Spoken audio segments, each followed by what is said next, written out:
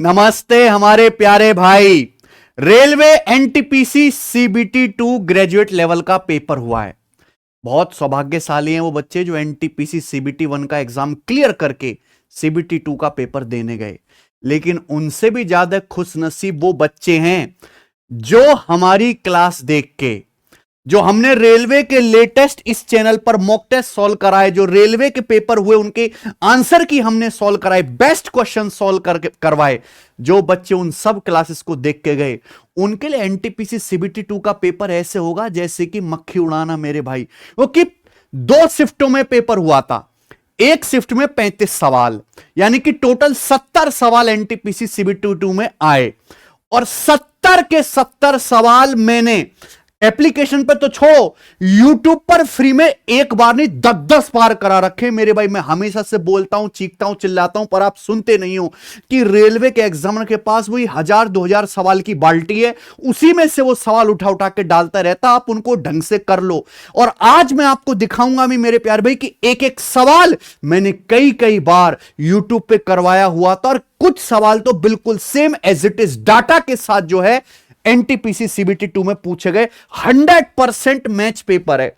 इन 70 सवालों में से मैं बेस्ट 30 सवाल ही दोबारा से सॉल्व कराऊंगा कि ये पेपर जो है कहने को एनटीपीसी सीबीटी 2 है, लेकिन इसका लेवल कहीं ना कहीं एनटीपीसी सीबीटी 1 के लेवल को बराबर ही था, उसको भी मैच नहीं कर पाया। काफी नॉर्मल बिलो एवरेज पेपर इन्होंने पूछा था एनटीपीसी सीबीटी 2 के हिसाब से। हां, जिन बच्चों को अभी एनटीपीसी सीबीटी 2 12th लेवल देना है, वो बच्चे इस क्लास को बिल्कुल भी मिस ना करें।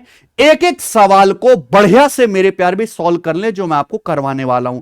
और भाई मेरी आपसे हाथ जोड़ के रिक्वेस्ट है कि ये हमारा सिलेक्शन वे यूट्यूब चैनल है, यहां पे रेलवे की पूरे यूट्यूब की सबसे खतरनाक प्लेलिस्ट, पूरे जो है रेलवे के इतिहास की सबसे यूजफुल प्लेलिस्ट गणित की ये वाली है, जिसमें मैंने रेलवे के सारे लेटेस्ट एग्जाम के बेस्ट क्वेश्चन कराए। और इन्हीं में से सवाल आपको भी पेपर देके जाओ, 80% पेपर डायरेक्ट इन्हीं वीडियो से रिपीट होता है। मैंने हर एक paper NTPC 12th level, RPF constable, RPF SI, ALP CBT 1, JE technician, है ना, एनटीपीसी ग्रेड लेवल, हर एक के बेस्ट क्वेश्चन मैंने सॉल्व कराए। जाके देख लेना मेरे प्यारे भाई, ठीक है जी। और मैं हर एग्जाम के मॉक टेस्ट तो कराता ही हूं। दोनों शिफ्टों की आंसर की हमने अपने टेलीग्राम चैनल पर डलवा दी है। जाइए, इस वीडियो के नीचे डिस्क्रिप्शन में टेलीग्राम चैनल का लिंक है, वहां से आप ज्वाइन करके हिंदी में और इंग्लिश में अलग अलग मैंने कंपाइलेशन डाल रखी है, आप देख सकते हो और जो है सवाल जो है मैच कर सकते हो। ठीक है बच्चों, चलो तो शुरू करेंगे मेरे प्यारे भाई एनटीपीसी सीबीटी 2 ग्रेजुएट लेवल के लेटेस्ट पेपर में पूछे गए बेस्ट 30 सवाल और उनका धमाकेदार बेहतरीन सॉल्यूशन। मेरे भाई जो हमने पढ़ाया बिल्कुल वही पेपर में आया है, तन्नक सा भी इधर से उधर नहीं हुआ। देखिए प्यारे बच्चे, पहला सवाल पढ़ लो। मैं कम से कम 30 से 40 बार ये सवाल यूट्यूब पे करवा चुका हूं, 10 बार तो शॉर्ट्स में बता चुका हूं ये वाला सवाल अब तक। कोई व्यापारी किसी वस्तु के अंकित मूल्य पर 10% की छूट देता है।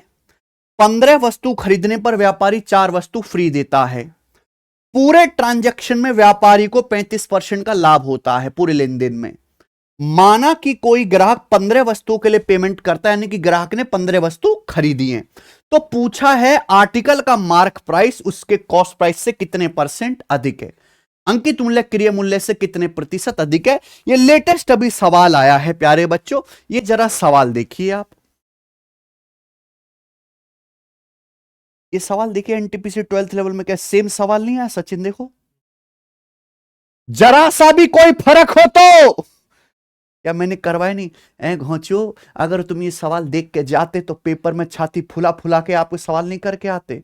गलती किसकी है दुष्टो? तुम्हारी। तुम पढ़ के नहीं जाते ढंग से, मुंह उठा के पेपर देने चले जाते हो। सवाल करेंगे कैसे होगा बताइए, मैंने तो तरीका भी बढ़िया बताया एक लाइन में निपटाने का। वस्तु का अंकित मूल्य क्रय मूल्य से कितने प्रतिशत अधिक है। भाई पहले आप वस्तु खरीदते हो क्रय मूल्य में, फिर आप उसका मार्क प्राइस फिक्स करते हो, ये क्या हो गया मार्कअप। फिर क्या करते हो आप, मार्क प्राइस पर डिस्काउंट देते हो। पहले आपने 10% डिस्काउंट दिया, 10% का मतलब 1/10 डिस्काउंट दिया, यानी कि 10 का सामान कितने में बेच दोगे, 9 में। फिर और डिस्काउंट देते हो, कितना, 15 वस्तु खरीदने पर 4 फ्री देते हो, यानी कि कोई ग्राहक 15 वस्तु का पैसा देगा तो आप उसे 4 फ्री दोगे, तो आप टोटल कितनी वस्तु दोगे? 15 4 19 में से 15 का पैसा लोगे, 4 फ्री है, तो आपने 19 पे 4 का डिस्काउंट दिया, 19 का सामान बेचा कितने में? 15 में। और इन सब की सीधी सीधो गुणा किसके बराबर होगी? लाभ प्रतिशत के। लाभ कितना हुआ है? 35%। 5% 1/20, 35% कितना बच्चों? 5% का 7 गुना 7/20, यानी कि 20 पे 7 का लाभ हुआ, तो 20 का सामान बिका कितने में? कोई तकलीफ, समस्या, दुख, परेशानी नहीं? ठीक है भाई, अब बता दीजिए 10 दूनी, ठीक है भाई, ये बताओ 27 से 15 में 135 5 बार कट जाएगा, तो एमपी से सीपी का रेशियो कितना आ गया बताओ?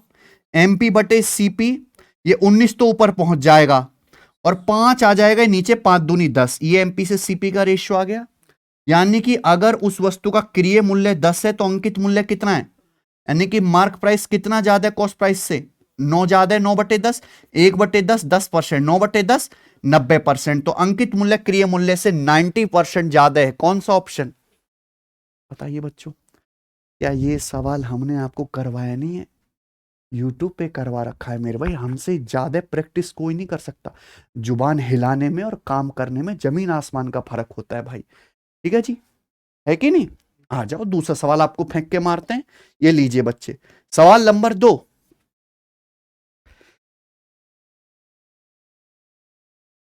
एक टैक्सी स्टैंड से 2 कैब 12 मिनट के गैप पर 57 किलोमीटर पर आवर की स्पीड से चलना शुरू करती हैं।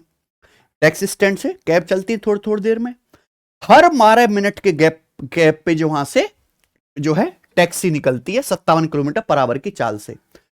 दोनों कैब एक ही दिशा में चलती हैं।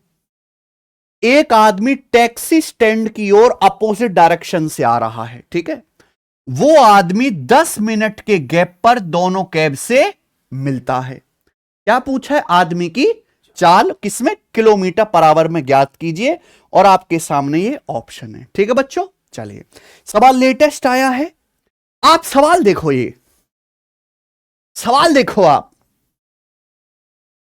कौनो फर्क है क्या? कौनो फर्क है क्या?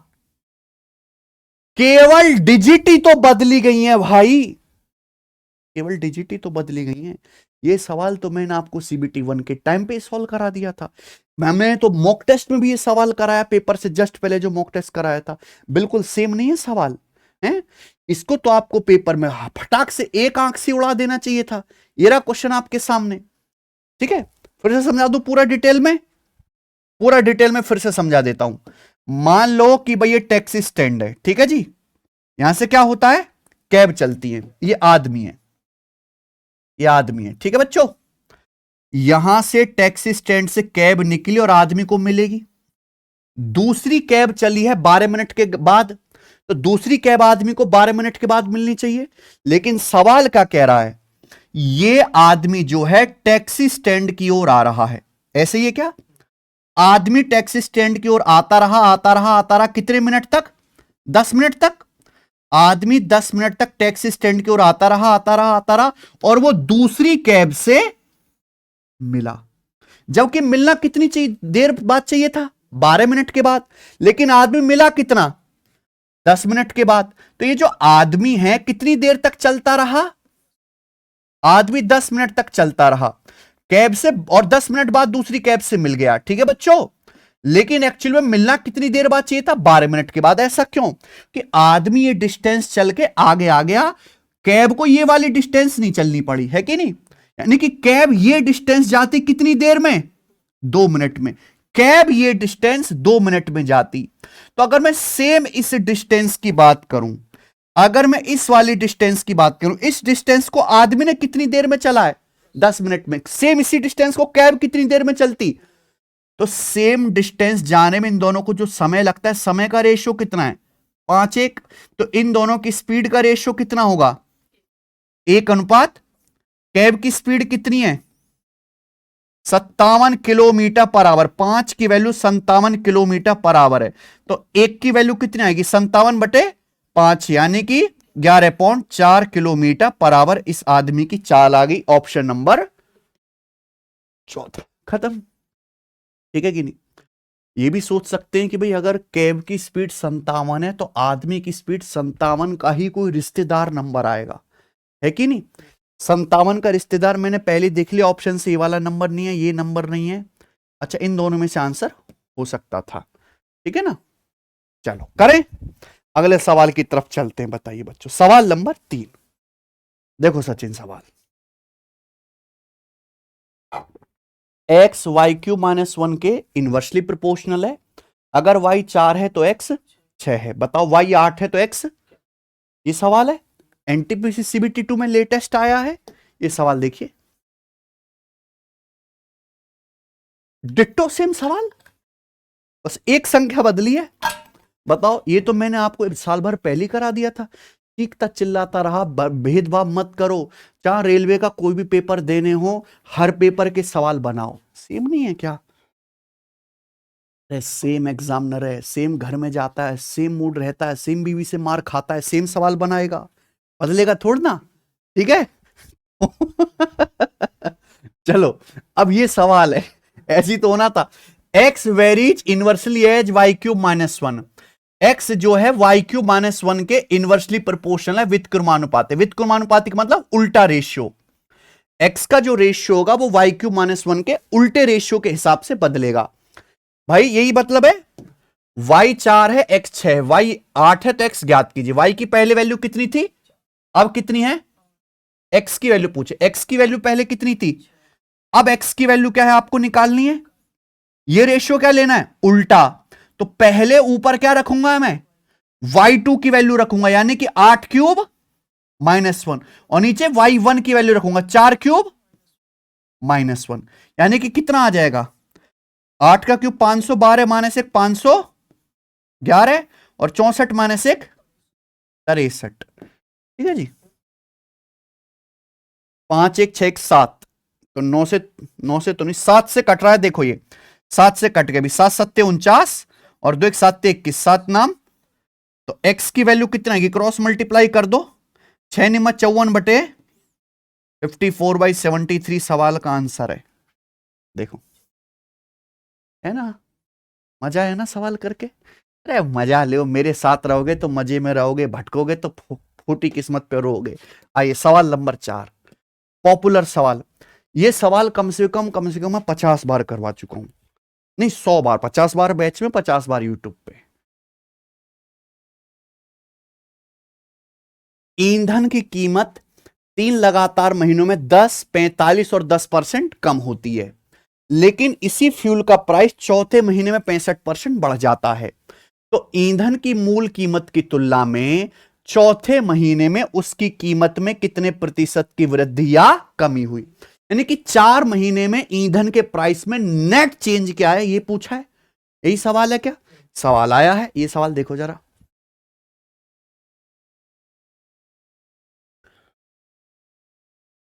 कोई फर्क है क्या?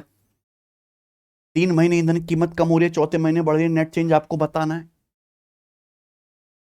ये सवाल केवल रेलवे के एक एग्जाम में नहीं आया, बहुत सारे एग्जाम में आया, आपको करके जाना चाहिए था पेपर में। करवा दूं? देखो यहां तो डाटा बहुत आसान है, आप 100 मान के भी कर सकते हो, आप रेशो से भी कर सकते हो, दोनों ही इजी पड़ेंगे। ईंधन कीमत 10% कम हो जाती है, 10% का मतलब 1/10, यानी कि 10 से घट के कितनी हो गई, फिर 45% कम हो जाते हैं। 45% यानी कि 5%, 1/20, 45% 9/20, 9/20 कम होगी, यानी कि 20 से कितनी रह गई, 11।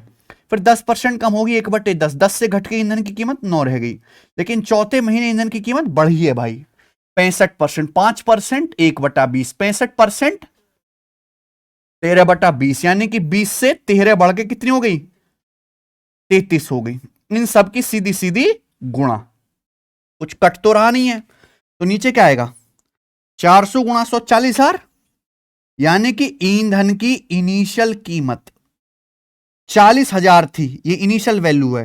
तो फाइनली कितना हो गया, देखो 9 गुणा 11 99, और गुणा 33 निम्मा 297, तो 297 का 100 गुणा 29,700, 29,700 से लगभग 300 कम कर लेंगे, 29,400। ठीक है जी, ये अप्रोक्स कर लेते हैं मेरे भाई। देखो ईंधन का प्राइस कम हुआ है, 40 आर से घटा है, यानी कि इंक्रीज वाले तो दो आंसर है ही नहीं ना, डिक्रीज वाले होंगे और ऑप्शन बहुत दूर है, थोड़ा बहुत हे ब्रदर कर लो, ठीक है ना। 99 को 100 माइनस 1 लिख लो, 29,700 माइनस 297, लगभग 29,400 आएगा। ठीक है बच्चों, कोई दिक्कत? तो 2 जीरो कट गया, 100 में डायरेक्ट आंसर परसेंटेज में आएगा, 4 से डिवाइड कर लेता, अगर 100 थी तो कितनी रहेगी, 4 सत्ते 28, 4 73.5, 4 सत्ते 28, एक 4 तिये 12 है ना। अगर ईंधन की कीमत 100 थी तो 100 से घट के कितनी रह गई, 73.5, तो कितनी घट गई, 26 पॉइंट। ये डायरेक्ट किस में आएगा, अगर बेस आपका 100 है तो सीधा आंसर किस में आता है, परसेंटेज में। तो ईंधन की कीमत लगभग 26.5%, पहला ऑप्शन। कोई तकलीफ? ठीक है ना, 4 से काट ले मैंने ऊपर नीचे। ये देखो मैंने सवाल आपको मैच करा दिया। ये बताइए, ये सवाल तो मैंने शॉर्ट्स में कई बार कराया है, आप सर्च करना इनवर्सली प्रोपोर्शनल गगन सर, सवाल आ जाएगा। ठीक है ना, x is inversely proportional to y, है ना, सेम ही सवाल है जो मैंने अभी कराया। ठीक है, मैंने इसका अलग से स्क्रीनशॉट नहीं लगाया। X is inversely proportional to y, x y के व्युत्क्रमानुपाती है, ये दोनों शिफ्टों में सवाल आया है ऐसा। एक्स 4 है, वाई 6 है, वाई 32 होने पर एक्स ज्ञात कीजिए, यानी कि एक्स वाई उल्टे अनुपात में बदलेंगे। पहले एक्स का मान क्या था, 4, अब एक्स का मान क्या है नहीं पता, निकालना है। वाई का उल्टा रेशियो लेना, ये वाई 1 है ये, तो यानी कि वाई का रिवर्स रेशियो लेना, 32 बटे तो 4 अट्ठे, एक्स की वैल्यू पलट देंगे 6 बटे 8, यानी कि 3 बटे, ये एक्स का मान आ गया। कोई तकलीफ? तो कौन सा ऑप्शन है, पहला ऑप्शन। आ जाइए बताइए, सवाल number 6, NTPC CBT graduate level का धुआंधार सवाल। करो जी, कौन करेगा।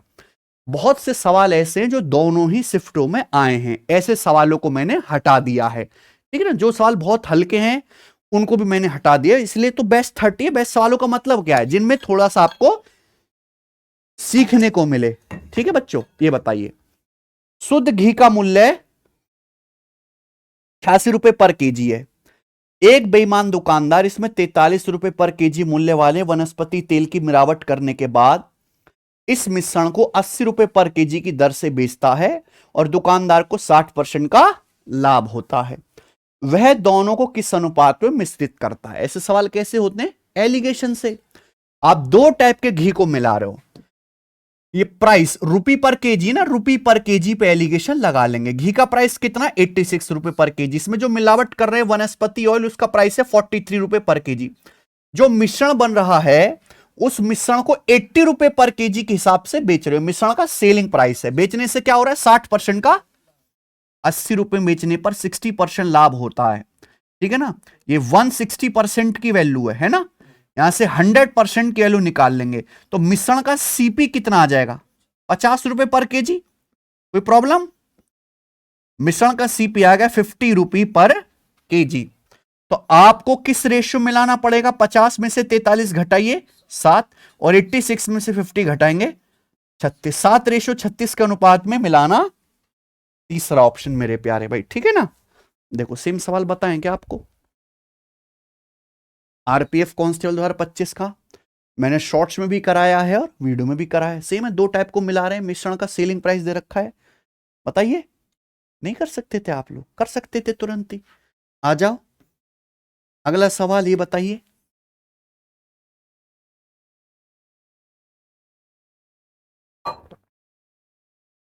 रेलवे एनटीपीसी सीबीटी 2 का सवाल नंबर 7 है। किसी सेल के दौरान 50% सामान को 45% प्रॉफिट में बेचा जाता है। ठीक है, 30% of remaining goods are sold at 27% profit.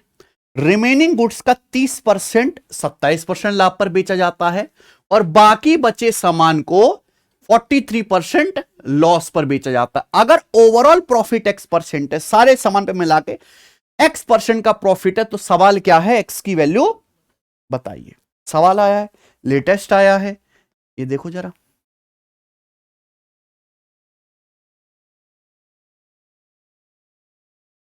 Intelligence bureau security assistant executive में सेम सवाल आया था। क्यों आया, आप तो रेलवे वाले, कहां इंटेलिजेंस ब्यूरो, कौन लेना देना नहीं। भाई दोनों का पेपर बनाने वाली एक ही कंपनी है, टीसीएस। जब टीसीएस दोनों का पेपर कराएगी, सेम एग्जाम में पेपर बनाएगा, सेम क्वेश्चन बैंक में से आएगा, तुम क्यों नहीं करके गए ये पेपर सॉल्व? मौत आ रही थी आपको करने में, ये बताइए। आपकी गलती है ना।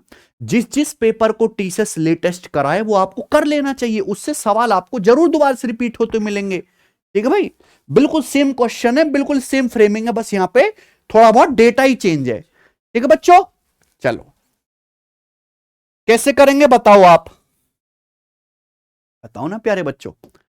मान लो, वैसे इस सवाल के ऑप्शन भी बड़े बेहतरीन है, मैं कैलकुलेशन नहीं कर रहा, चलो ठीक है ना, डेविएशन मेथड से कर लेते हैं। मान लो कि आपने 100 रुपए का सामान खरीदा, ठीक है सचिन, 100 रुपए का सामान खरीदा, तो 100 का 50% कितना होता है?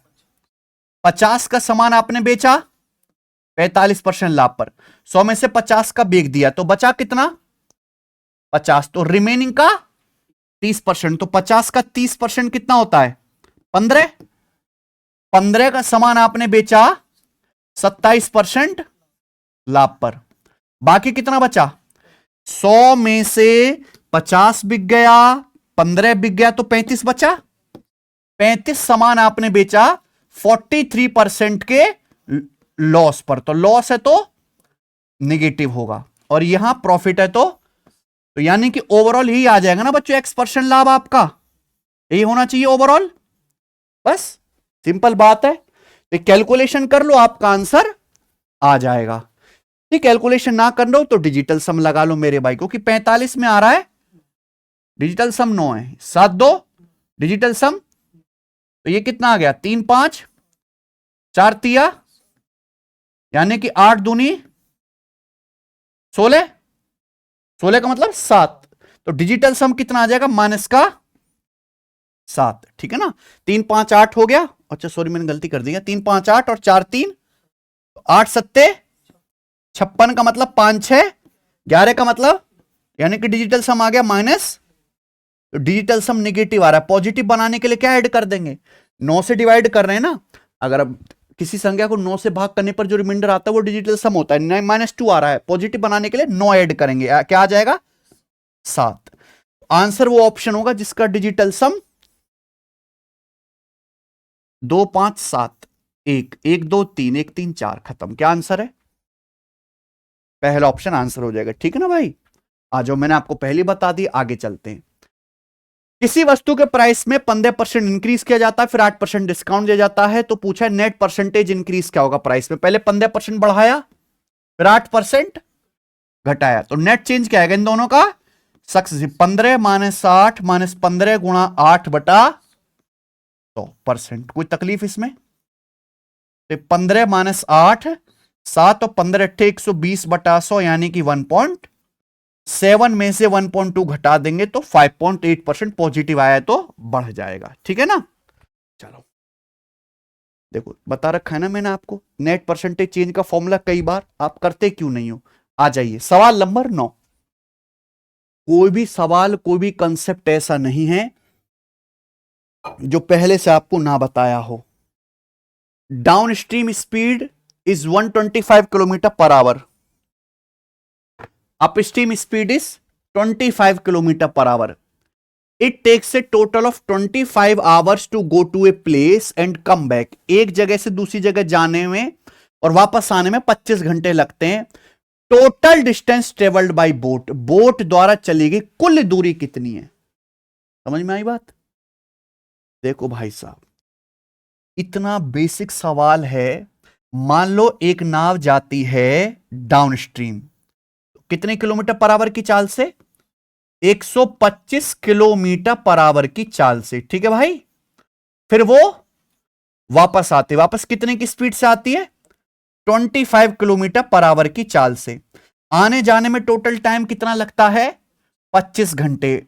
आपको ये डिस्टेंस निकालनी है। ठीक है बच्चों, एक बात ध्यान से सुनना सब बच्चे प्यारे भाई, अगर आप एक जगह से दूसरी जगह जाते हैं फिर लौट के आते हैं, अगर आपको जर्नी का टोटल टाइम दिया आने जाने का, तो जो डिस्टेंस डी होती है इसका डायरेक्ट कॉन्सेप्ट होता है S1 S2 बटे S1 प्लस S2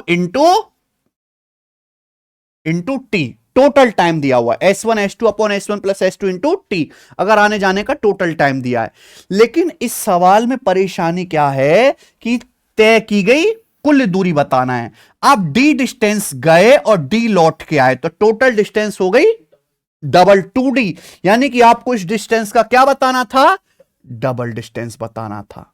ठीक है बच्चों, ये सिंपल सा इसका कॉन्सेप्ट है और मैंने पढ़ा रखा है, देखो ये रहा ना यहां। ये तो फिर भी एक लेवल ऊपर का सवाल है मेरे भाई, इससे आप जाते हो फिर आते हो, वापस आने जाने में कुल टाइम दिया, बताओ किस स्थान कितनी दूरी पर आरपीएफ कांस्टेबल का, है कि नहीं सवाल।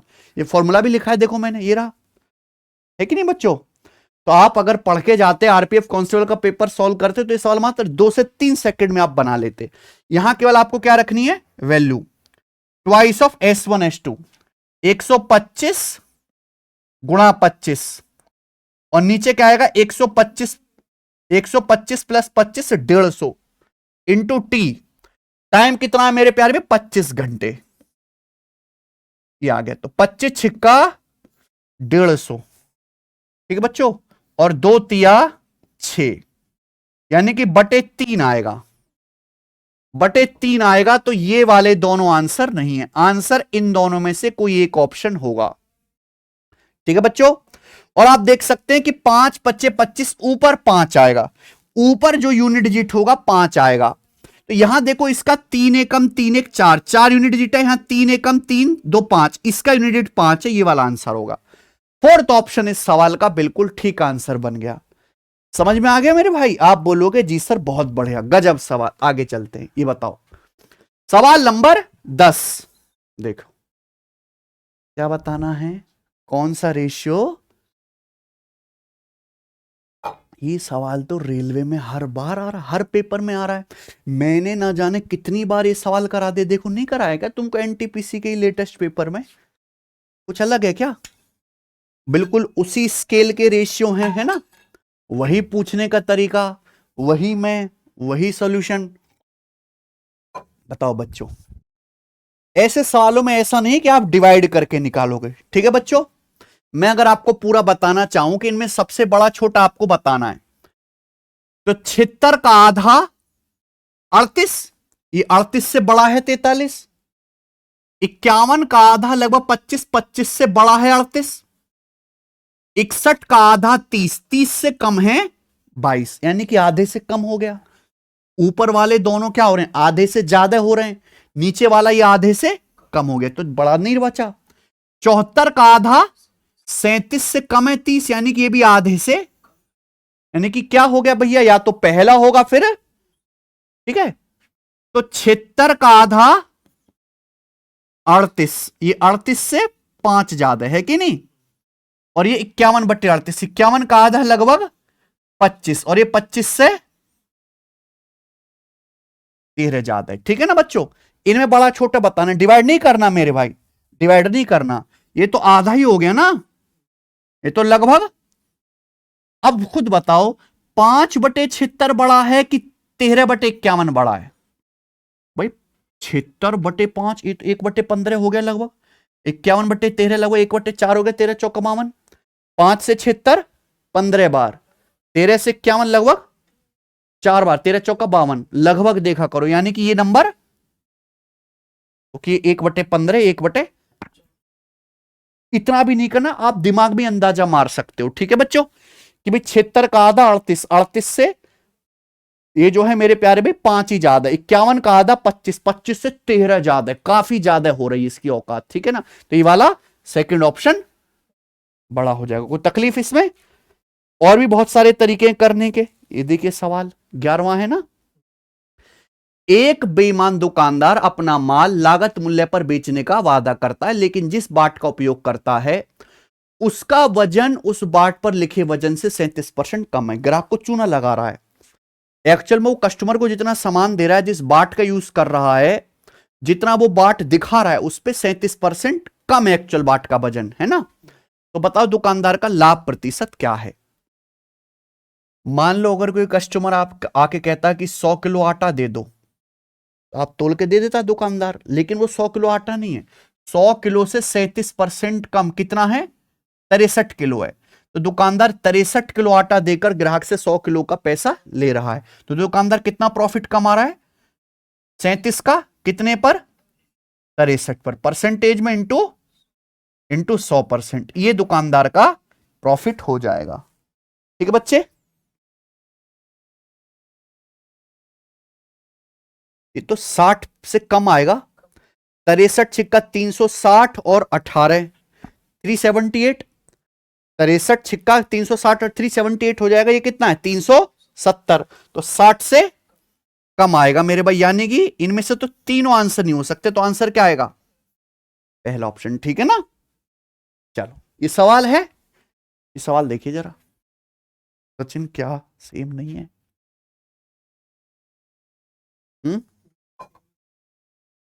अरे ये तो बिल्कुल सेम निकल गया रे बाबलो, क्योंकि जब जीडी का पेपर हुआ था ना इस साल, तो टीसीएस ने कराया था, उसके बाद वेंडर बदल गया, एसएससी खोखली हो गई, लेकिन तब तक टीसीएस के हाथों में थी, तो सेम सवाल रेलवे एसएससी में एक जैसे आ रहे थे, है कि नहीं बात? लेकिन आप इतनी ध्यान कौन देगा कि हमें टीसीएस का पेपर, एसएससी जीडी का पेपर भी टीसीएस ने कराया, हम वो भी सॉल्व करके जाते हैं। कुछ भी नया पढ़ने की जरूरत नहीं है, किसी का बैच कुछ करने की जरूरत नहीं है। मैं सीधा बता रहा हूं, केवल रेलवे के लेटेस्ट पेपर मन से सॉल्व करके चले जाओ, 2-3 बार पूरा पेपर ठीक करके आओगे। कोई 300-400 घंटे पढ़ने की जरूरत नहीं है, ये बढ़िया तरीका बता रहा हूं मैं आपको, है कि नहीं? केवल रेलवे के लिए, क्योंकि उनके पास सवाल ही कुल मिला के 1000 हैं, उन्हीं को घोल घोल पीट के देते रहते हैं। 12वां देखो, एक ट्रायंगल की साइड 189, 48 और 195, इसका एरिया क्या है? क्या बताना है? सेंटीमीटर स्क्वायर में। अब जब इतनी बड़ी बड़ी साइड हो तो हम कोशिश करते हैं कि काट कूट के छोटा कर लें। किससे कट रहा है भाई? ऑड नंबर है, 3 से कट रहा है, देखा ना? ये साइड जो है 3 से कट रही है, 189, 63, ये 16 और ये 65। तो यानी कि 16, 63, 65 देके कुछ घंटी बजी, ये कैसा त्रिभुज है? ये राइट एंगल ट्रायंगल, एक समकोण त्रिभुज है, पाइथागोरन ट्रिपलेट बनाता है। 16, 63, 65 ट्रिपलेट है, बस यहां पे एग्जामिनर ने 3 गुना करके लिख दिया है। यानी कि सबसे बड़ी साइड ये क्या है? 195। तो ये दोनों 90 डिग्री बनाने वाली साइड होंगी, 189 और 48। तो राइट एंगल ट्रायंगल समकोण त्रिभुज का एरिया क्या होता है? 1/2, 90 डिग्री बनाने वाली साइडों की 189 गुणा 48। 2 से 48 क्या चला जाएगा बच्चों? 24 बार, 9 चौक, यानी कि एंड में ये वाला आंसर होना चाहिए ना। ठीक है भाई, ये सवाल है, आप देखो। एनटीपीसी 12th लेवल, एक त्रिभुज की भुजा 28, 45, 53, इसका एरिया क्या होगा बताया था ना। तो इस तरह के सवाल आ रहे हैं, मैंने तो आपको कि भाई जब इस तरह के सवाल आ रहे हैं, सारे ट्रिपलेट भी आपको जो है लिख के बता दिए थे, वीडियो में भी और शॉर्ट्स में भी। और देखो यहां पे किस पे सवाल दे दिया इसने, ये रहा, और सब कॉन्सेप्ट किंग बुक किताब के अंदर है कि नहीं? इससे बढ़िया कुछ कर सकते हैं सचिन के लिए सुविधा?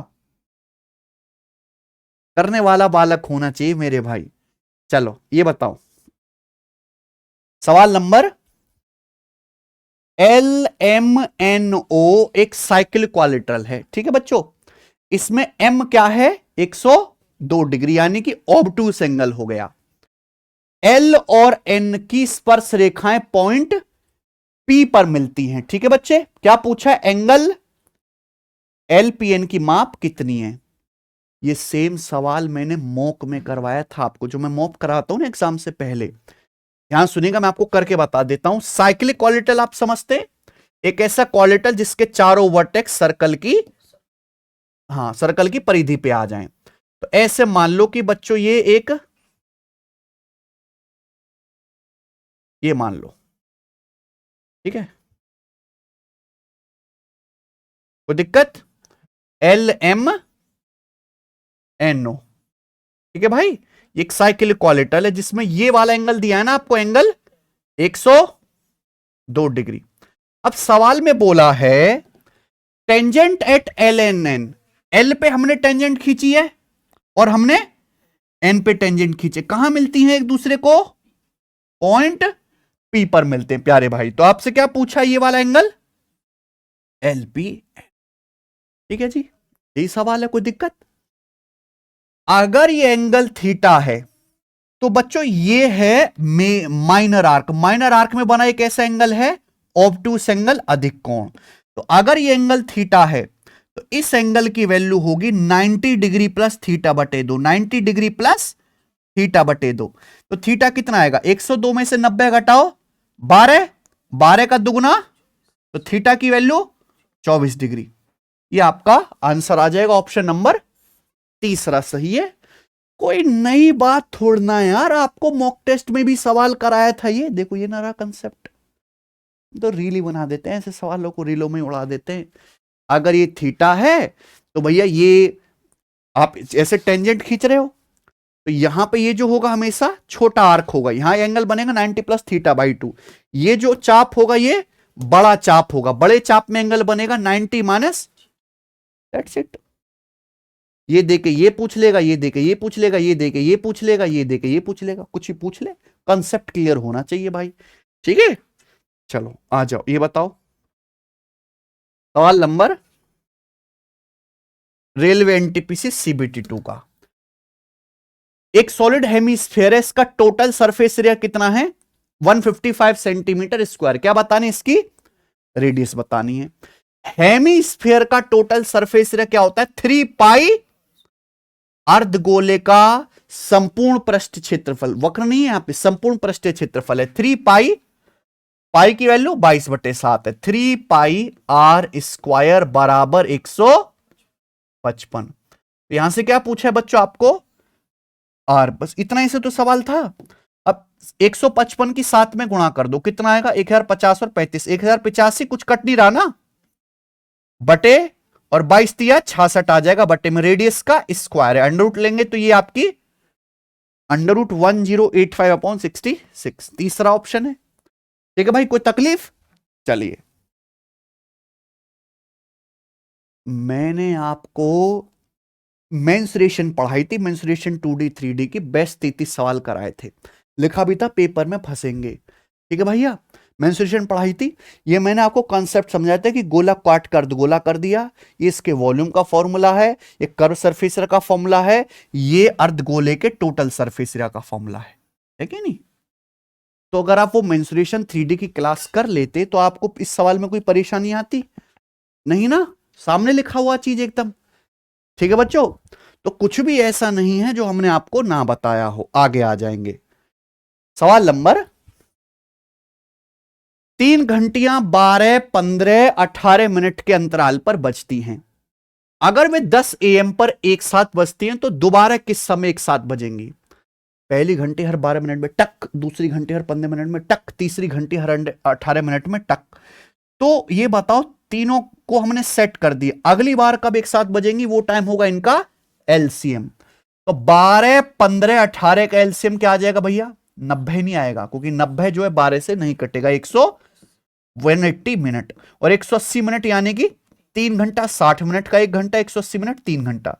यानी कि अगर वो सुबह 10 बजे एक साथ बजी हैं तो अगली बार 3 घंटे के बाद दोबारा एक साथ बजेंगी, तो फिर कितना बज जाएगा? दोपहर का 1 बज जाएगा। ठीक है बच्चों, और ये देखो घंटी बजाने वाला सवाल तो ये आया हुआ है, करा है नहीं आपको? बिल्कुल सेम क्वेश्चन है, तो आपको पढ़ना चाहिए मेरे भाई। सवाल नंबर 16, एक मशीन के मूल्य में 10% डेप्रिशिएट होता है हर साल। मशीन का प्रेजेंट प्राइस है 1 लाख, 2 साल बाद प्राइस कितना होगा? 2 साल बाद मशीन का प्राइस हो जाएगा 9 का मल्टीपल। कुछ है ही नहीं सवाल में। ऐसे तो बहुत सारे सवाल कराए मैंने, इनिशियल वैल्यू दी है, फाइनल पूछिए, फाइनल दिए, इनिशियल पूछिए। एक मशीन का प्रेजेंट प्राइस कितना है? ये रहा 1 लाख। हर साल अगर 10% कम हो रहा है, 100% को 10% कम कर दो तो कितना रह जाएगा? 90%, 0.9। 2 साल बाद क्या हो जाएगा? ये आ जाएगा आंसर। बताओ, कोई दिक्कत है? ठीक है ना, आ जाइए। सवाल नंबर, पेपर आसान आया था भाई, पेपर आसान था एनटीपीसी का। 8 और 15, 8 सेंटीमीटर रेडियस, 15 सेंटीमीटर हाइट वाले एक कोन का टोटल सरफेस एरिया बताओ। ठीक है बच्चों, कोन का टोटल सरफेस एरिया आपको बताना है। तो जैसे कोन है, ये कौन की रेडियस है और ये हाइट है। पेपर में चित्र वित्र नहीं बनाना, मैं आपको समझाने के लिए करूं। रेडियस 8, हाइट 15, तो 90 डिग्री के सामने क्या आ जाएगा, ये स्लांट हाइट 70 को कि 8 15 17 ट्रिपलेट है। अच्छा, शंकु का टोटल सरफेस एरिया का कंसेप्ट क्या है, पाई आर ब्रैकेट में एल प्लस आर, याद रखिए। अब आंसर पाई में ही है तो कोई दिक्कत नहीं, पाई को छेड़ूंगा नहीं। रेडियस 8, एल प्लस आर कितना आ जाएगा, एल प्लस आर 17 प्लस 8 तो 25 अट्ठे 200 सेंटीमीटर। ये सवाल है, ठीक है। ये देखिए, कुछ अलग पढ़ा है क्या मैंने? हम्म? काहे नहीं पढ़ते हो, काहे नहीं पढ़ते हो? जो हम रीले बनाते रहते हैं ना मेरे भाई गणित की, हम स्टूडियो में, अगर वो रील भी तुम देखते रहो नाचने वाली रील छोड़ के, तो बहुत चीज आप कर लो, 90% चीजें कवर हो जाएंगी, 90%, अगर आप रील भी केवल देख लो गणित की। ऐसी नहीं, हमने दुनिया का सबसे बड़ा जो है रील का जो है चैनल बनाया यूट्यूब पे, क्योंकि उस पर कंटेंट होता है क्वालिटी वाला। आ जाइए, ये बताओ सवाल नंबर 18। एक हॉस्टल में 80 बालक हैं, ठीक है। नए एडमिशन के कारण, due to new admission, 30 new student join the mess and the daily expense of mess increases by 260 while the average expenditure per head diminishes by 10 rupee. What was the original daily expenditure? Original daily expenditure क्या था mess का, और ये answer बताना है nearest 10 rupees में, यानी कि आंसर लगभग है। तो यूनिटी डिजिटल सम जैसे चीजें यहां नहीं लगेंगी। आप इस सवाल को एलिगेशन से भी बना सकते हो, और इस सवाल को सिंपल भी आप एक्स मान के भी बना सकते हो, हर रास्ता बढ़िया है।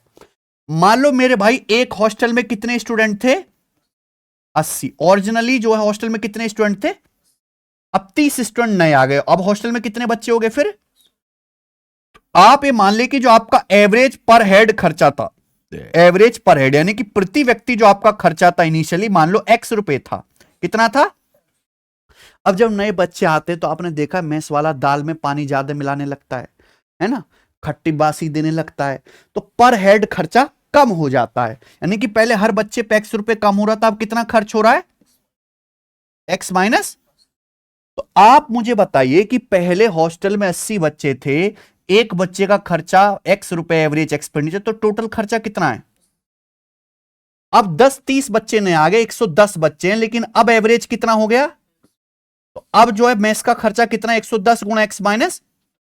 लेकिन सवाल ये कह रहा है कि अब जो खर्चा है, अब जो डेली एक्सपेंडिचर है वो मेस का 260 रुपए, यानी कि पहले से 260 रुपए अब ज्यादा खर्च हो रहा है। तो दिस शुड बी, मैंने इक्वल कर दिया, तो यहां से बच्चों जीरो तो हम काट ही लेंगे ना, तो 8x और डिफरेंस 3x, तो 11 दूसरा माइनस 110, इधर चला जाएगा, ये जुड़ जाएगा, तो 26 और 110 100, 3 1 4 6 10, कटेगा नहीं ना, तो x की वैल्यू आ गई 136 बटे 17 8 136 होता है, कटेगा कैसे? तो यानी कि एवरेज डेली एक्सपेंडिचर आ गया इनिशियली। आपसे क्या पूछा है, ओरिजिनल डेली एक्सपेंडिचर क्या था, ओरिजिनली मेस में कितना खर्चा था भैया, पर हेड कितना खर्चा हो रहा था, 136 बटे 3, और बच्चे कितने थे, तो खर्चा कितना होगा, ये आ जाएगा बच्चों, ठीक है जी। बताइए, 136 का मतलब 45 थी 135, ये 136 बटे 3 है, 136 बटे 3 को ऐसे लिख सकते हैं क्या, 45 प्लस 1 बटे 3, है जी सचिन, 45 तिया 135, अब 45 की 80 में गुणा कर लो, कितना आ जाएगा 3600, और 80 बटे 3 कितना आ जाएगा 26.66, यानी कि 3626 के करीब, 3626, यानी कि ये वाला ऑप्शन है, क्योंकि नियरेस्ट 10 रुपीज में लिखना है, 3626 को नियरेस्ट 10 में कर दोगे ना, 26 ना लिखना, 26 के नजदीक नियरेस्ट 10 क्या होता है 30, 3630, ये आंसर आ गया, ठीक है ना। हॉस्टल वाला सवाल है, ये देखिए,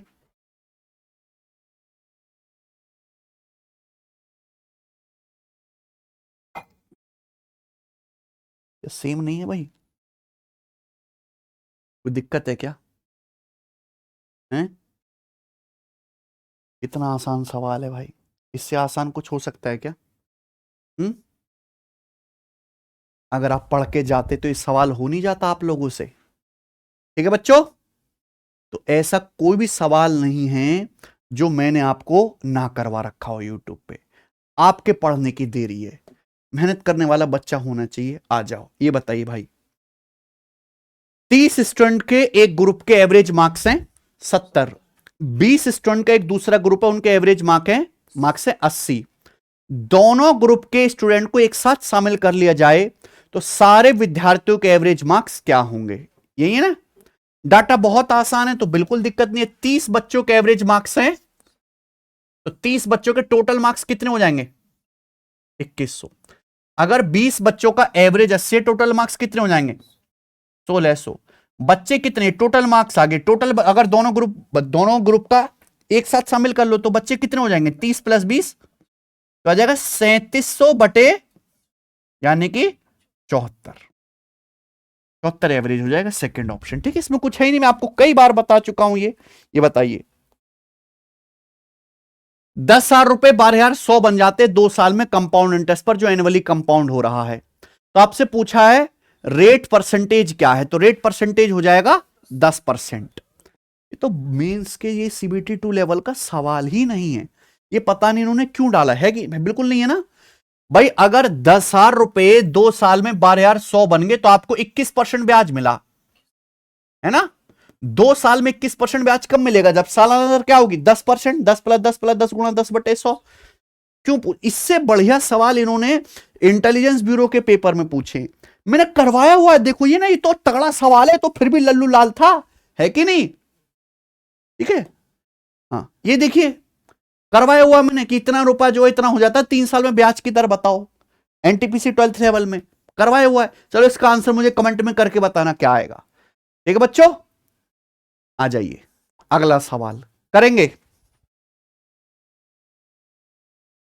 एक दुकान किसी प्रोडक्ट पर 10, 15 और 20% की 3 लगातार छूट देती है।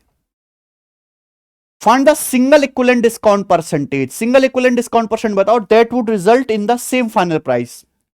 ठीक है, वो इनका सिंगल इक्विवेलेंट डिस्काउंट बताना है भाई। X% Y% और Z% का नेट डिस्काउंट परसेंटेज निकालना नहीं आता मेरे भाई।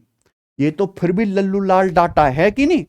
इससे बहुत ज्यादा कैलकुलेटिव सवाल इन्होंने जो है प्री में पूछे, इससे कहीं ज्यादा है। अब आप देखो, एक तरफ तो आपको 10, 15, 20 का सक्सेसिव निकालना है, और एक तरफ आपको निकालना है 24, 26, 18 का। आप देख लो कितना फर्क है। और यहां तो आंसर लगभग में, आप ऑप्शन से भी नहीं बना पाओगे, देखो कितने नजदीक है। और एक तरफ यहां आंसर एग्जैक्ट है, ऑप्शन से भी बना पाओगे। चलो मैं बताऊंगा ऑप्शन से भी बना के।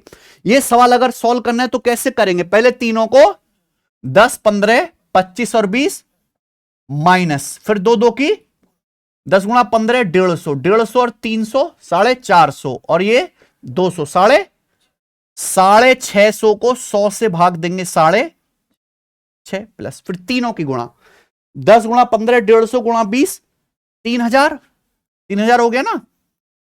3000 को 10,000 से भाग देंगे तो 0.3 आ गया। 45 में से 6.5 घटाएंगे तो कितना आ जाएगा मेरे भाई? ये आएगा 38.5। 38.5 में 0.3 जोड़ेंगे तो 38.8% आएगा। 38.8% है, ऑप्शन नंबर यहां पे तीसरा वाला सही है। ये आ गया, मैंने डायरेक्ट कर दिया। ठीक है बच्चों, यहां डाटा इतना इजी है कि आप रेशियो से भी कर सकते हो। ठीक है बच्चों, डाटा इतना इजी है, लेकिन जब इस सवाल के आंसर एग्जैक्ट है, ये सवाल ऑप्शन से भी हो जाएगा, और 10 दिखाई दे रहा है, तो इस सवाल का आंसर वो ऑप्शन होगा जिसका डिजिटल सम 1 हो। डिजिटल सम 1, 4, 8, 12 यानी कि 3, 4, 5, 9 नहीं, 8, 8, 16, 3, 19, 19 में से 9 हटाओ, डिजिटल सम 1, 4, 2, 6, 8, 14, 14 का मतलब 5, इसका डिजिटल सम 1 है, यह आंसर होगा। 10 की शक्ल देख के आप डायरेक्ट आंसर बता सकते हो। नहीं समझे होंगे ना। मान लो भाई डिस्काउंट आपको निकालना है, डिस्काउंट किस पे निकलता है? मार्क प्राइस क्या है? 100, मैंने वस्तु का मार्क प्राइस 100 है, आपने 100 पे 10% डिस्काउंट दिया, कितनी कीमत रह जाएगी? 15% डिस्काउंट दो, कितनी कीमत रह जाएगी? 85%। 20% डिस्काउंट दो, कितनी कीमत रह जाएगी? ये क्या आएगा? मार्क पर इसमें से घटाएंगे, क्या आएगा?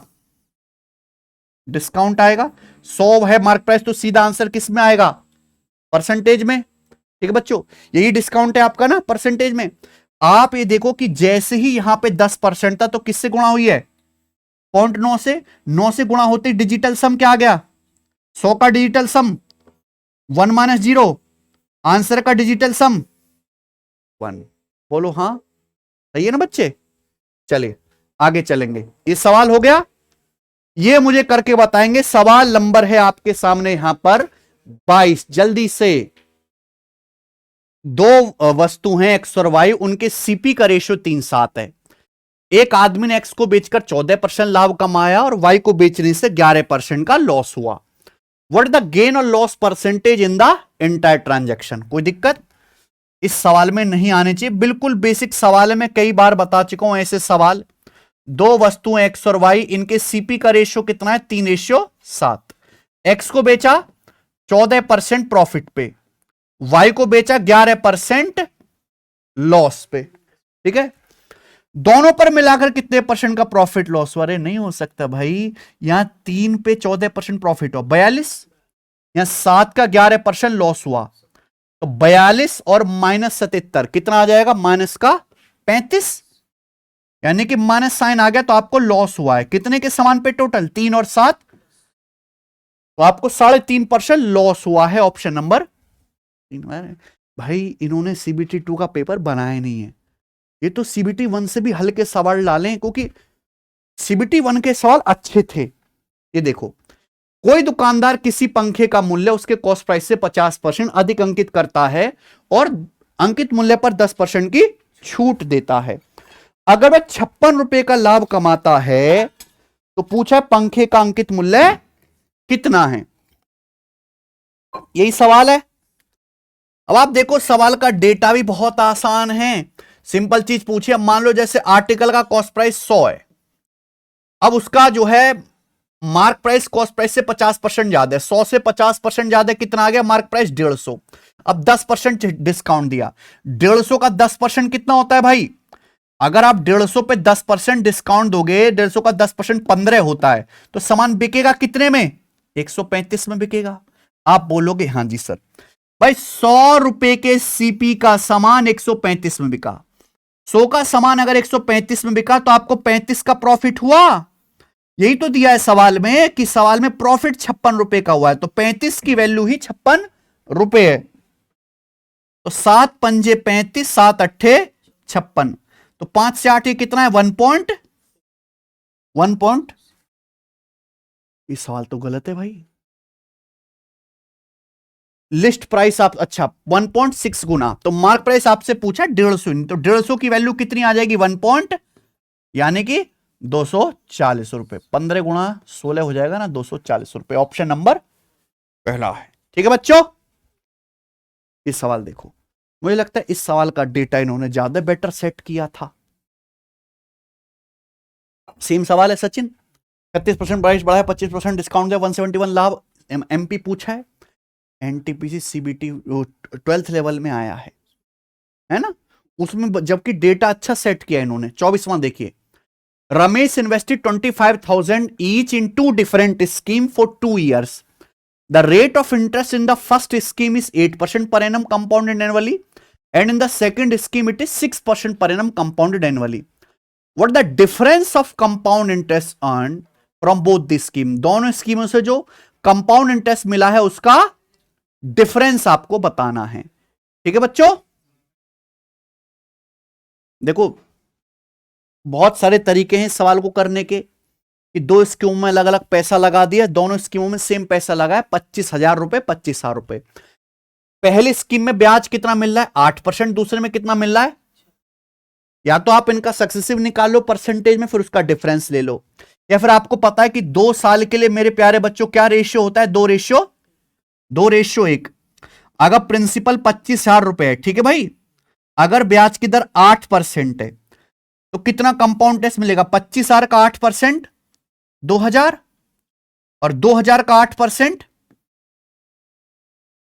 अगर 25,000 रुपए आपने इन्वेस्ट किया दूसरी स्कीम में 6% की दर से, कितना होगा? 25,000 का 6%, 25,000 का 25 चिकट 150, 1500, और 1500 का 6% 90। क्लियर? आपको क्या निकालना है?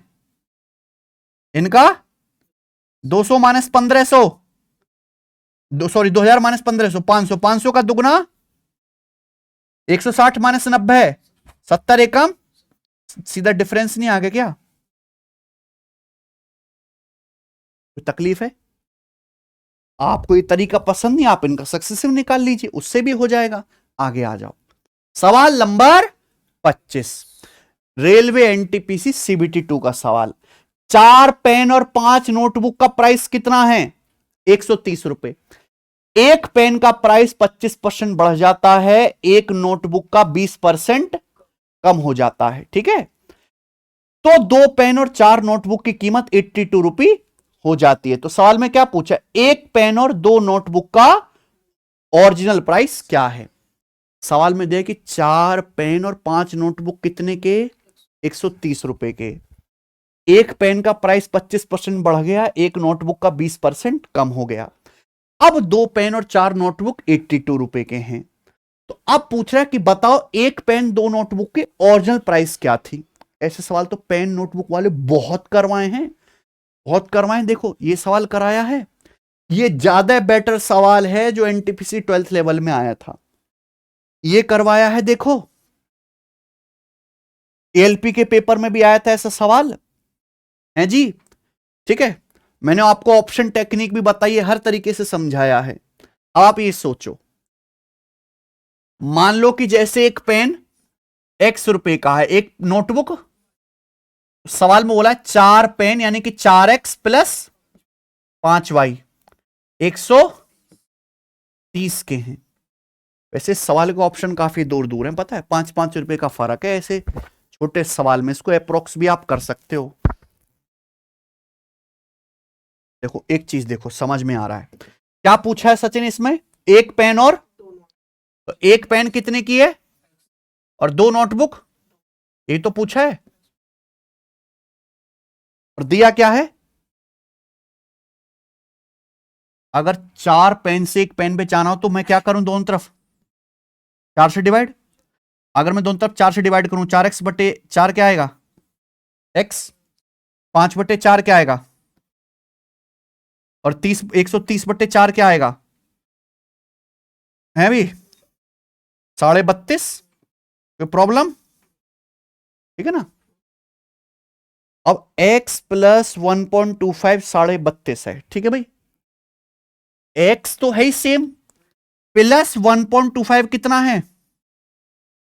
32.5। तो अगर 1.25 की जगह x प्लस 2y हो तो मेरे प्यारे भी ये वैल्यू 32.5 से ज्यादा आएगी क्या? कोई तकलीफ है? नहीं। अगर x प्लस 1.25 कितना है? 32.5। तो यहां प्राइस हम बढ़ा रहे हैं, सॉरी नोटबुक हम बढ़ा रहे हैं, तो x प्लस 2y कितना आएगा? 32.5 से, क्योंकि पॉजिटिव होगी ना x और y की वैल्यू, नेगेटिव तो होगी नहीं। तो 32.5 से ज्यादा, यानी कि आंसर है कि नहीं? कहीं ऐसी उड़ जाएगा। ऐसे बहुत सारे सवाल हो जाते हैं ऑब्जर्वेशन से, पर सारे नहीं होते, इसलिए बेसिक जानना भी जरूरी है। ठीक है, चलो ये मैंने आपको समझाया, बेसिक आप देख लेना, कोई दिक्कत? एक बार तो पढ़ा है नहीं, मैंने कई बार पढ़ा है। ये देखो सवाल नंबर 26, ईंट गारे वाला सवाल है, करोगे सचिन? 81 मीटर लंबी, 29 मीटर ऊंची, 0.8 मीटर मोटी दीवार बनाने के लिए आवश्यक 72 centimetre into 50 centimetre into 25 centimetre माप वाली ईंटों की संख्या ज्ञात कीजिए। एक दीवार को बनाने में दीवार की डायमेंशन आपको दी है, एक ईंट की डायमेंशन दी कि दीवार बनाने में जो हम ईंट लगा रहे हैं, एक ईंट का साइज ये है। पूछा कितनी ईंट लगेंगी, जबकि रेत और सीमेंट का मिश्रण दीवार के कुल आयतन का 40% स्थान घेरता है। यानी कि दीवार में 40% क्या है? रेत और सीमेंट है, यानी कि 60% दीवार में टोटल ईंट लगी होंगी। आप बताओ, यहां दीवार का डायमेंशन दे रखा है मीटर में, ये है, तो सब कुछ सेंटीमीटर में कर लूं। आप बताओ दीवार का वॉल्यूम क्या आएगा? लंबाई गुणा चौड़ाई गुणा मोटाई, तो दीवार 81 मीटर लंबी है, तो 8100 सेंटीमीटर, 1 मीटर में 100 सेंटीमीटर, 29 मीटर ऊंची है, तो 2900, और 2900 सेंटीमीटर 0.8 मीटर है, तो 0.8 को 100 से गुणा करेंगे, 80 सेंटीमीटर। ये दीवार का क्या आ गया, वॉल्यूम आ गया।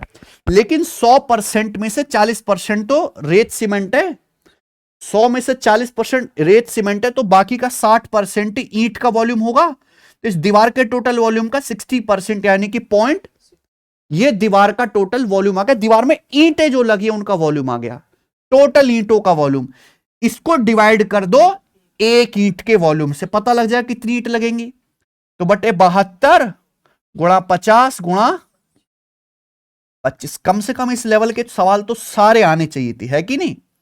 ये भी हालांकि भी हल्का ही है, डेसिमल से 0। तो 25 चौका 4 कर लेते हैं, 50 से 100 2 काट लेते हैं, 8 से 72 9 कर लेते हैं, 9 से 81 9 बार काट लेते हैं, ठीक है ना। सबकी क्या है, कोई इवन आएगा, मल्टीपल है ना, ये दोनों तो आंसर ही नहीं है, ठीक है बच्चों। 9 दूनी 18, 8 नाम 72, 2 2 चौक 8, 8 छिंग यानी कि 8 आएगा एंड में। यूनिट डिजिट मैच कर लेंगे ना, 9 दूनी 18, 8 8 नाम 72, 2 2 चौक 8, 8 छिंग 48 एंड में, यानी कि 1252 ये आंसर आ जाएगा। कोई दिक्कत इसमें। चलो ये सवाल देखो, हमने पढ़ाया है, देखो सेम है क्या, नहीं पढ़ा रहा हूं हैं। देखो Sachin, not a single one question जो हमारे पढ़ाए हुए से बाहर हो। ये मैं रेलवे का पहली बार बता रहा हूं, मैं तो 1 साल से रेलवे को यूट्यूब पे फ्री पढ़ा रहा हूं, पूरे डेडिकेशन के साथ, पूरे शिद्दत के साथ। आप देखना पिछले 1 साल में रेलवे के सबसे ज्यादा सवाल किस टीचर ने सॉल्व कराए, कंसिस्टेंसली, मतलब कंसिस्टेंटी के साथ। एक भी जो है छोटा नहीं है पेपर, हर एक पेपर हमने सॉल्व कराया है बिना स्किप किए। ये बताओ, जल्दी से खत्म करते हैं, 3-4 सवाल ही रह गए ना। 20 सेंटीमीटर ऊंचाई और 14 सेंटीमीटर व्यास वाले एक धातु के ठोस बेलन को पिघलाकर 2 ठोस शंकु बनाए जाते हैं, जिनके आयतन का अनुपात 3:4 है और ऊंचाई 35 सेंटीमीटर रखी जाती है। पहले और बाद के समतल पृष्ठीय क्षेत्रफल, आधारों का क्षेत्रफल में प्रतिशत परिवर्तन कितना होगा। What would be the percentage change in flat surface area before and after? सवाल समझ में आया क्या, ये थोड़ा सा ठीक है सवाल। मान लो जैसे कि सिलेंडर है, देखो 2 सरफेस होते हैं, एक होता है फ्लैट यानी कि समतल, एक होता है कर्व यानी कि वक्र, टेढ़ा मेढ़ा। अगर मैं आपको इस सिलेंडर को दिखाऊं तो ये इसका कर्व सरफेस है, क्योंकि घुमावदार है, कर्व मतलब घुमावदार। लेकिन मैं ये सर्कल देखूं तो ये देखो मेरी उंगली बिल्कुल सपट चलेगी इस पर, ये फ्लैट है। तो सिलेंडर के जो बेस होते हैं टॉप और ये बॉटम, ये दोनों है फ्लैट सरफेस। कोन में एक ही बेस होता है सर्कल, वो क्या है, फ्लैट सरफेस। तो जब हमने सिलेंडर को पिघला के 2 कोन बनाए, तो सवाल ये पूछ रहा है कि इन दोनों कोन का जो सर्कल का जो टोटल एरिया है, वो सिलेंडर के टोटल एरिया, सिलेंडर के जो बेस के जो टोटल एरिया है, सर्कुलर एरिया, उनसे कितने % चेंज हो गया है। तो इसके लिए आपको जो कोन पिघला के बनाए उनकी रेडियस वगैरह निकालनी पड़ेगी, ठीक है ना भाई। ओके चलो, तो मान लो कि जैसे आपका ये सिलेंडर है, ठीक है ना भाई। इस सिलेंडर की हाइट कितनी है, 20, इसका डायमीटर 14, तो रेडियस तो 7 आ जाएगी, रेडियस 7 और इसकी हाइट 20 आ जाएगी। इसको पिघला के हमने दोनों कोन बनाए, दोनों के वॉल्यूम का रेशियो कितना है, दोनों कोन के वॉल्यूम का रेशियो 3:4 है, ठीक है भाई। और दोनों की हाइट कितनी है, 35 सेंटीमीटर, 35 सेंटीमीटर है। तो आप एक बात बताओ, यानी कि दोनों कोन जो हमने बनाए हैं उनके वॉल्यूम का रेशियो 3:4 है, तो दोनों का टोटल वॉल्यूम कितना होगा, 7। दोनों का टोटल वॉल्यूम कितना होगा, 7 होगा। आप मुझे बताइए वो दोनों का टोटल वॉल्यूम किसके बराबर होगा, सिलेंडर के वॉल्यूम के बराबर, यानी कि सिलेंडर का वॉल्यूम πr² h। 7 से 1 7 कट जाएगा, तो 1 यूनिट की वैल्यू कितनी आ जाएगी, 7 से 7 कट जाएगा, 20 7 140, पाई सेंटीमीटर क्यूब वॉल्यूम है ना ये, ठीक है, 1 यूनिट की वैल्यू आई है। तो यहां से पहले कोण का वॉल्यूम कितना आ जाएगा, 420 पाई, 140 दिया, दूसरे का कितना आ जाएगा 560 पाई। कोई तकलीफ है इसमें? अब एक बात बताओ, हमें कोण का वॉल्यूम चाहिए नहीं, दोनों कोण का, हमें क्या चाहिए, उनके बेस का एरिया, फ्लैट एरिया ना। तो कोण का जो वॉल्यूम होता है उसका फॉर्मूला क्या होता है, 1/3 पाई आर स्क्वायर एच, और पाई आर स्क्वायर क्या है, एरिया ऑफ बेस। ये तो कोण का जो बेस, सर्कुलर बेस है उसका एरिया, तो शंकु का volume 1/3 pi r square h, 1/3 area of circular base, वृत्ताकार आधार का क्षेत्रफल गुणा ऊंचाई। तो आप यहां से दोनों कोण का बेस का एरिया निकाल लोगे कि नहीं सचिन? पहले का कितना है 420 पाई बराबर 1/3 पहले का एरिया ऑफ बेस निकालना है इंटू हाइट एच। कोई दिक्कत है क्या? 420 पाई इंटू 1/3 तो कितना आ जाएगा ये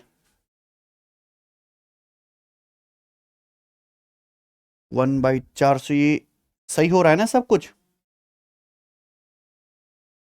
अच्छा, एच की वैल्यू तो रखी नहीं है ना, तभी तो इतना बड़ा कैसे आ रहा है। कोण की हाइट कितनी है 35 है, कोण की हाइट कितनी है, तो 35 से कितनी बार चला जाएगा, कट रहा है ना ये तो 12 बार, 35 से कम 35 और 35 दूनी 70, ठीक है ना। तो क्वेश्चन मार्क कितना आ जाएगा 36 पाई बारे।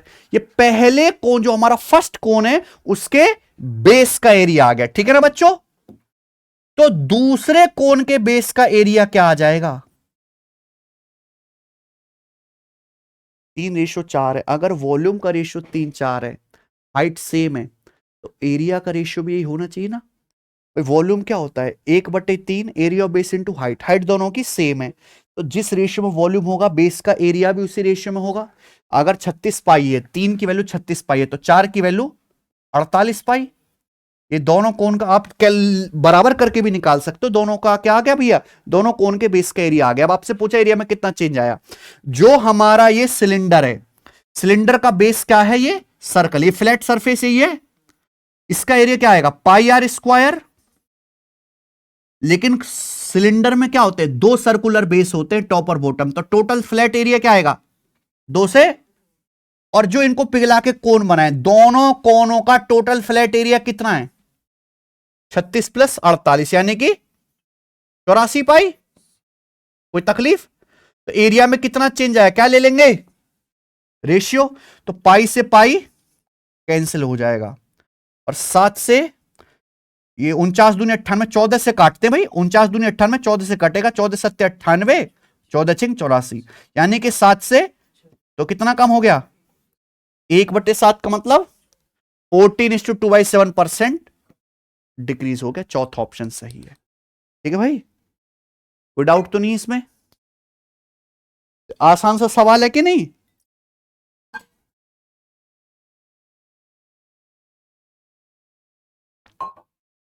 लगता है सबको ये बात अच्छे समझ में आ गई होगी, ठीक है। चलो आगे चलते हैं, सवाल नंबर 28। ये नंबर किससे कटता है? ऐसे सवाल 2-3 शिफ्ट, मतलब दोनों ही शिफ्टों में आए हैं।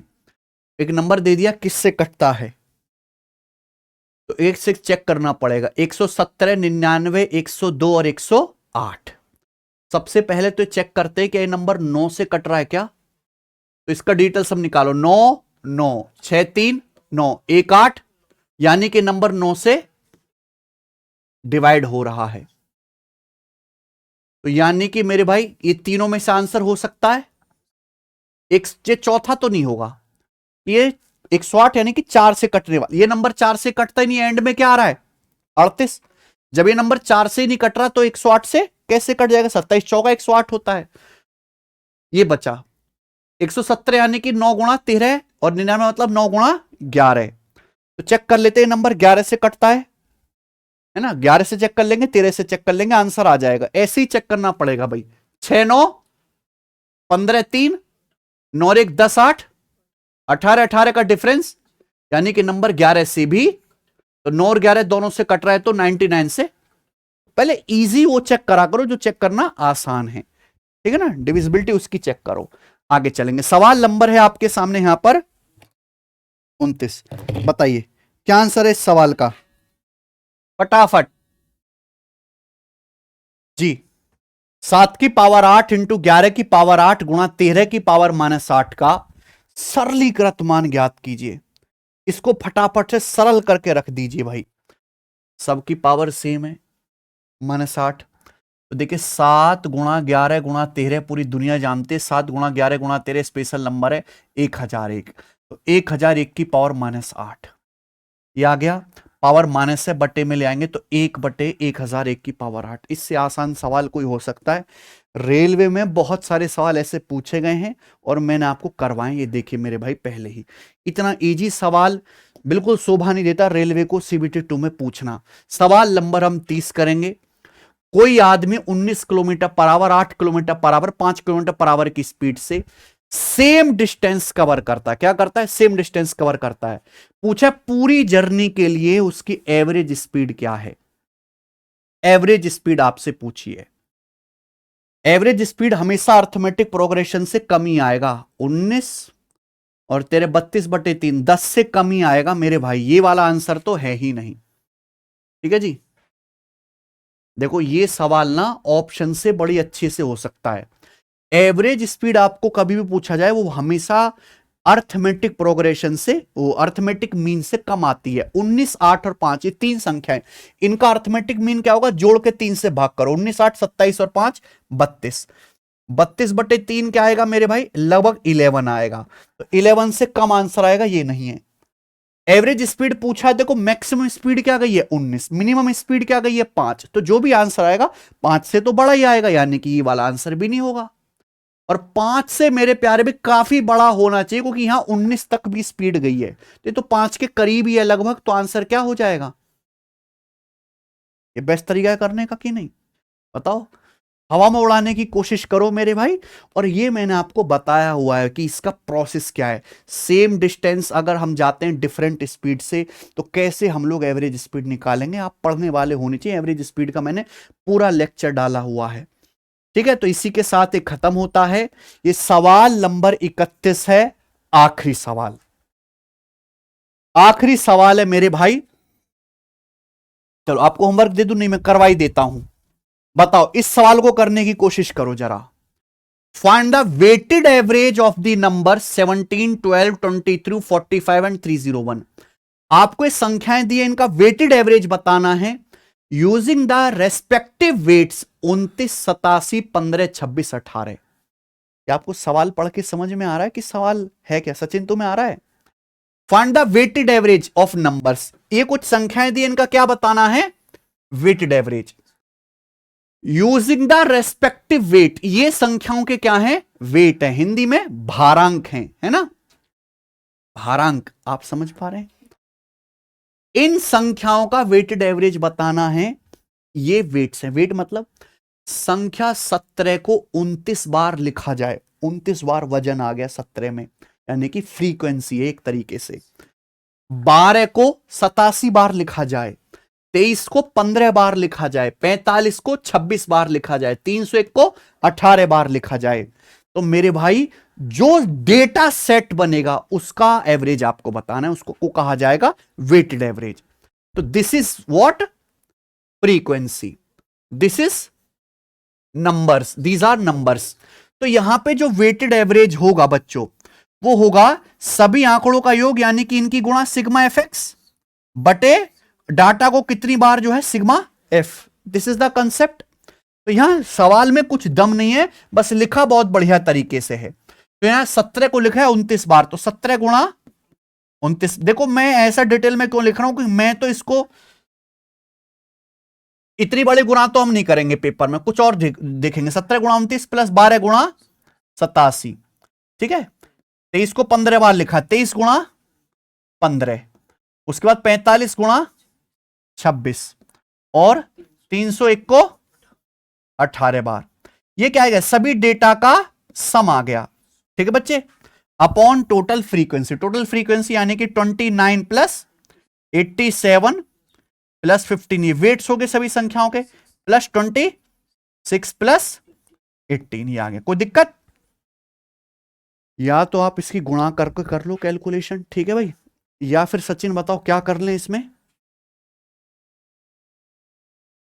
अप्रोक्स कर लेते हैं, ठीक है। सवाल के आंसर तो बिल्कुल एग्जैक्ट ही दिख रहे हैं, या फिर डिजिटल सम लगाने की कोशिश करते। पहले देख लो डिजिटल सम अलग अलग है कि सेम है। 5 4 9 कितना है? 8। 4 4 8 4 12 यानी कि 3। 5 4 9 यानी कि 2। 4 4 8 8 16, 16 का मतलब हर ऑप्शन का डिजिटल सम अलग अलग है, यानी कि एग्जामिनर ने जानबूझ के सवाल डाला है कि आप इसको डिजिटल सम से ही बनाओ।